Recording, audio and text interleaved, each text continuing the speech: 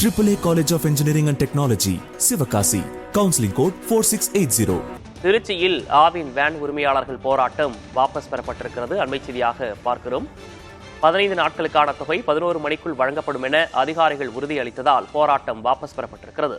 திருச்சியில் ஆவின் பால் விநியோகிக்கும் வேன் உரிமையாளர்களின் போராட்டம் வாபஸ் பெறப்பட்டிருக்கிறது. 55 நாட்களாக வாடகை நிலுவைத் தொகை இருந்ததால் வேன் உரிமையாளர்கள் போராட்டத்தில் ஈடுபட்டார்கள். இதன் காரணமாக ஆவின் பால் விநியோகம் தட்டுப்பாடு ஏற்பட்டது, பாதிப்பு ஏற்பட்டிருந்தது. உடனடியாக அதிகாரிகள் பேச்சுவார்த்தையில் ஈடுபட்டதன் காரணமாக தற்போது அந்த போராட்டம் வாபஸ் பெறப்பட்டிருக்கிறது. இது தொடர்பான கூடுதல் விவரங்களோடு செய்தியாளர் சார்லஸ் நம்மோடு இணைந்திருக்கிறார். அவரிடம் கேட்கலாம். சார்லஸ், நம்ம முன்னதாக பதிவு செஞ்சிருந்தோம், ஆவின் பால் தட்டுப்பாடு அந்த உரிமையாளர்களின் போராட்டத்தின் காரணமாக உடனடியாக வாபஸ் பெறப்பட்டிருக்கிறது. அதிகாரிகளுடனான அந்த பேச்சுவார்த்தையில் சுமூக உடன்பாடு எட்டப்பட்டதா? என்ன விவரம்?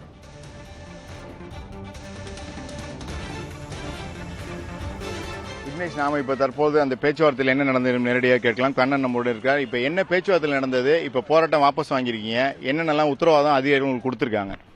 இந்த அமௌண்ட் 15 நாளைக்கு பில்லு கொடுக்குறாங்களே சார், அதை ஒரு மாசத்துக்கு 2 பில்லு கண்டிப்பா வேணும்னு கேட்டிருக்கோம். அதை வந்து ஒரு டேட்ல 5ஆம் தேதியும் ஒரு 25ஆம் தேதியும் அதை தரேன்னு சொல்லியிருக்காங்க. இந்த கிளீனர் அமௌண்ட் ஒரு 4500 ரூபா பிடிக்கிறாங்க. அது எங்களுக்கு ரொம்ப கஷ்டமா இருக்கு. அது இனிமேல் பிடிக்க மாட்டேன்னு சொல்லியிருக்காங்க. இந்த வண்டியை மாற்றி ஓட்டுறோம்ல, டெண்டருக்காண்டி வேற மாடல் வண்டி எடுக்க சொன்னாங்க. அதுக்காண்டி வேற மாடல் வண்டி எடுத்துட்டோம். ஏற்கனவே ஓட்டின வண்டி எங்க? அந்த வண்டி தான் ஓட்டணும். அப்படின்னா அந்த வண்டியை வித்துட்டு தானே சார் வேற வண்டி வாங்க முடியும். இப்போ இந்த வண்டி மாற்றி ஓட்டுறதுக்கு ஒரு 3000 ரூபா பிடிக்கிறாங்க. அதையும் வந்து பிடிக்கக்கூடாதுன்னு சொல்லியிருக்கிறோம்.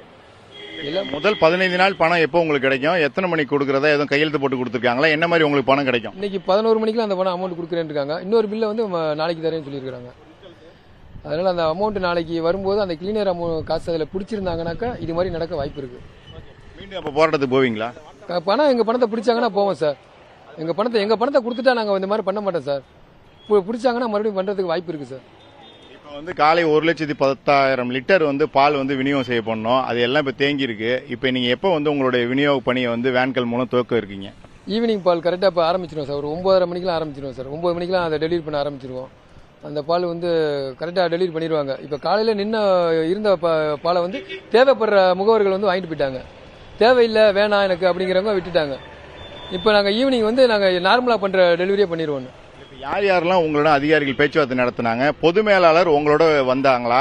அவங்க வந்ததுக்கு அப்புறம் தான் வந்து இது போன்ற பிரச்சனைலாம் வருவதா காலையில நீங்க நேரலையில் குறிப்பிட்டீங்க. என்ன நிலைமை இப்ப? அவங்க பொது மேலாளர்லாம் வரலைங்க சார். அவங்க வெளியில எங்கேயோ ஒரு வேலையா போயிருக்கிறாங்க.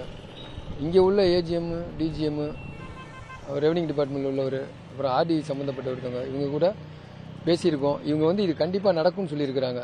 ஏன்னா நாங்க இந்த மாதிரி பண்ணனால இது பெரிய இஷ்யூ ஆயிருச்சு.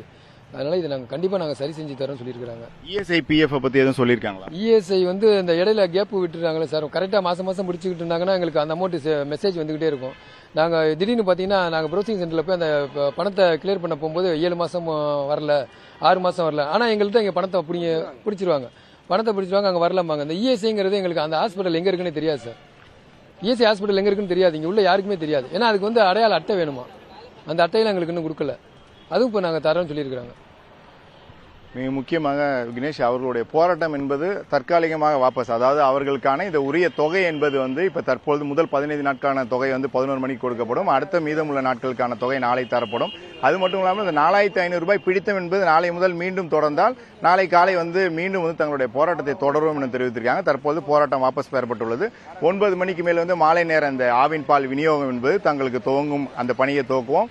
காலை நேர பால் விநியோகம் என்பது நாங்கள் செய்ய மாட்டோம். அவரவர் வந்து வேன்களை வைத்தோ இல்ல தேவையானவர்கள் எடுத்துக்கொள்ளலாம் என்ற நிலையில் தான் தற்பொழுது இங்க திருச்சி ஆவின் கொட்டப்பட்ட பால் பண்ணைக்கு உள்ள நிலவரமாக இருக்கிறது. ஆவின் வேன் உரிமையாளர்கள் போராட்டம் தற்போது தற்காலிகமாக வாபஸ் பெறப்பட்டிருக்கிறது. அது தொடர்பான விவரங்களை வழங்கியமைக்காக நன்றி Charles. AAA College of Engineering and Technology, Sivakasi. Counseling code 4680.